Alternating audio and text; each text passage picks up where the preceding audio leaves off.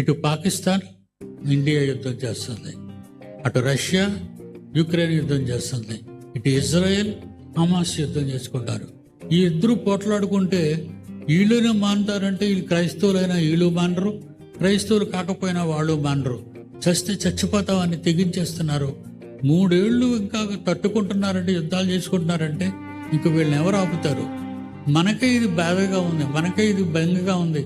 అమ్మా ఏమైపోద్ది ప్రపంచం అంతా ఇంకా మారలేదు, ఎవరితో చెప్పినా వింటూ లేదు, బయటికి వెళ్ళి చెప్తే కొడుతున్నారు. ఇప్పుడు అంతే కదండి, క్రైస్తవులు కొడుతున్నారు. దేవుని పిల్లలారా, ఇప్పుడు కన్న తండ్రి ఎలా ఉంటాడు చెప్పండి? ఏమని అడుగుతాం? తండ్రి యుద్ధాలు మానిపోమని అడుగుతామా దేవుణ్ణి? ఆయన మానిపించగలడా? నాశనం చేయగలడు. ఆయన తలుచుకుంటే ఒక్క క్షణంలో బుడిదైపోతుంది ప్రపంచం అంతా. అలాంటిది ఆయన నాశనం చేయగలడు కానీ మార్చలేడు.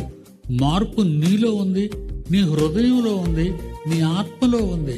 నీ శరీరం మార్చడం, నీ శరీరాన్ని మార్చటం